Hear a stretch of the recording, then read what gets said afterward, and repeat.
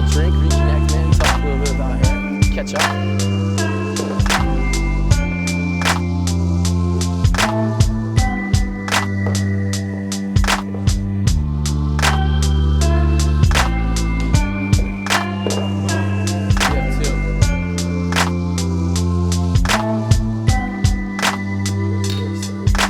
So I'm here with my good buddy DJ Muldoon. We've known each other for 10 plus years. We do the same thing basically. We travel the planet, meet great people, get inspired, and do beautiful hair. You know, for me, I kind of found hair, but hair's been in your blood, you know. Yeah, I grew up in it. I mean, my dad's been doing it since 1962, so I'm in a complete hairdressing family. But when I said to my dad I wanted to be a hairdresser, it was when I was like 16 years old. Because in the UK we finish a bit earlier than you guys. We must be smarter. Smarter, yeah, I guess. You know, yeah, so. of course. He's like, no way, you don't have the work ethic. And literally, I reaped the benefits as a kid. I'm an only child, right? So I reaped the benefits of all his hard work. You know, a semi-famous hairdresser. My dad was a total like 60s, 70s hairdresser. Used to do the Miss World pageant and did Bo Derek's hair for 10. You know, all that kind of stuff. Wonder Woman's hair. And so I kind of grew up in it, maybe a little bit of a shadow. Yeah. So I never really knew what I wanted to do until later on. And then obviously moving to the States, then I asked him again and he's like, okay, you want to do it? I'm like, yeah. He goes, where do you want to go? I was like, oh, I want to go to Dallas because they've got a Tony and Guy school. And at that time, Tony and Guy had the bedhead and all that. They were cool looking. Yeah.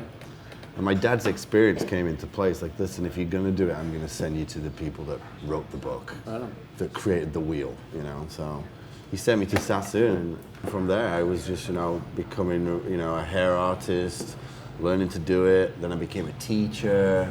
And you started at Sassoon? I started Vidal Sassoon, yeah, right out of high school. So 20 years ago. How do you describe your style of doing hair? Technique, how do you describe it? Definitely very technical. Obviously I was trained at Sassoon, that's super high standard. But then upon leaving Sassoon, I obviously started to develop more of my character in hair. You know, I'm a teacher. I teach people to do hair. I felt like everything you do there's a reason, there's a why behind it. Yeah, you know, I always say this, like, I'm like a chef. I'm not a cook. A cook follows a recipe. I'm able to just put this in and put that in if I need to. And I think once you get that, then the art side of it is much easier because you know all the ingredients to just do what you want. You can do anything, exactly. Yeah, the sky's the limit. And that you take the fear out of it. Yeah.